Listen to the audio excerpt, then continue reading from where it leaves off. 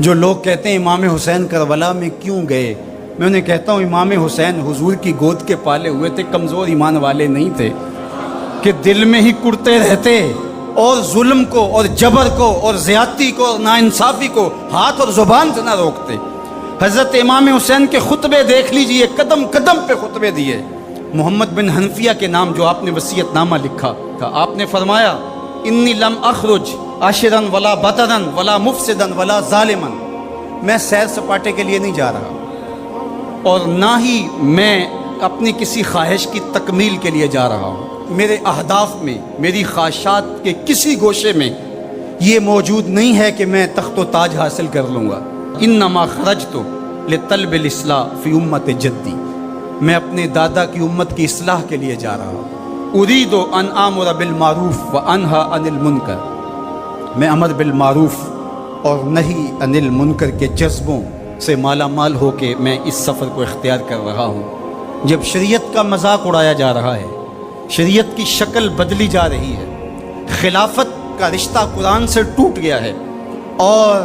ایک نئی صورت دین کو دی جا رہی ہے، اور جو اس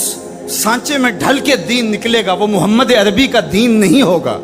جو طائف کے بازاروں سے لے کے مکے کی گلیوں تک، احد سے لے کر غزوہ حنین تک حضور نے خود اور اپنے اصحاب کو تکلیف میں ڈال کے جو دین دیا، جو امت تشکیل دی، یزید اس سارے نظم کو بدل رہا ہے، تو کیا نبی کا نواسا جس کو حضور نے گود میں پالا ہو وہ خاموش ہو کے بیٹھ جائے؟ کہا حسین ایسا نہیں ہونے دے گا، اور اس کی جو بھی قیمت ادا کرنا پڑی حسین وہ قیمت ادا کرے گا، اور پھر اس کی قیمت چھوٹی نہیں تھی جو ادا کرنا پڑی۔ اگر حضرت امام حسین رضی اللہ تعالیٰ عنہ اس وقت کربلا کے تپتے ہوئے ریگزار میں، اس میدان حق و باطل میں اپنی قربانی پیش کر کے جبر کا راستہ نہ روکتے تو یہ بات اچھی طرح سے ذہن نشین کر لیجئے،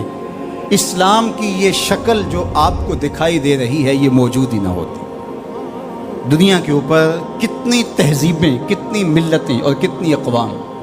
جب ان کے اندر تغیر آیا تو وہ اپنی اصل صورتی چیزیں کھو بیٹھی۔ دنیا کے اوپر کتنے مذاہب، یہودیت کی شکل دیکھ لیجئے، کیا یہ وہی صورت ہے جو حضرت موسیٰ لے کر آئے؟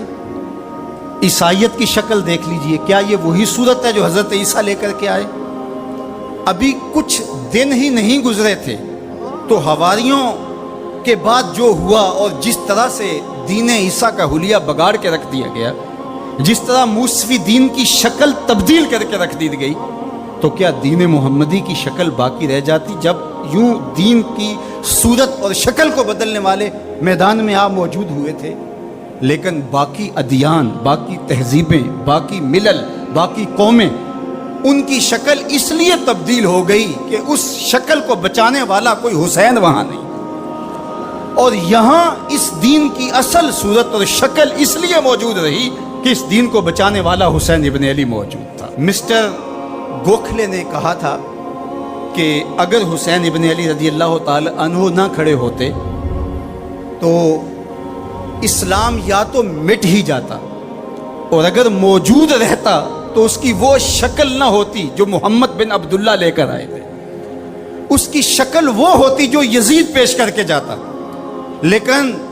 حسین ابن علی کی قربانی، ان کی نہضت کی وجہ سے، ان کے قیام کی وجہ سے، ان کے کھڑا ہو جانے کی وجہ سے 14 صدیاں گزرنے کے بعد آج بھی وہی اسلام ہے جو آمنہ کا لال دے کے گیا تھا۔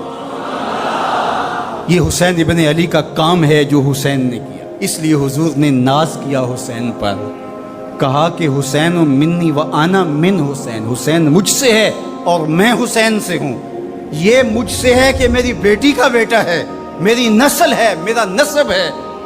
میں حسین سے ہوں، قیامت تک میرے دین کا جھنڈا جھولتا رہے گا، تو اس کی بنیادوں میں لہو حسین ابن علی کا۔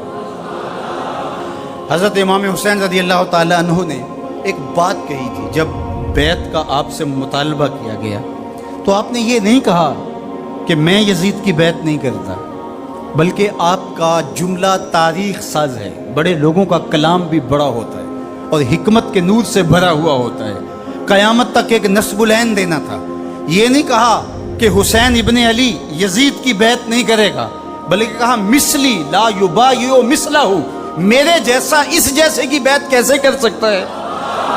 تو یہ قیامت تک کے لیے لاہ عمل دے دیا کہ جو حسین کے نقشے قدم چلنے والا ہوگا وہ وقت کے یزید کے ہاتھ میں ہاتھ نہیں دے سکتا، چاہے گردن کٹ جائے، بازو کٹ جائے، خاندان لٹ جائے۔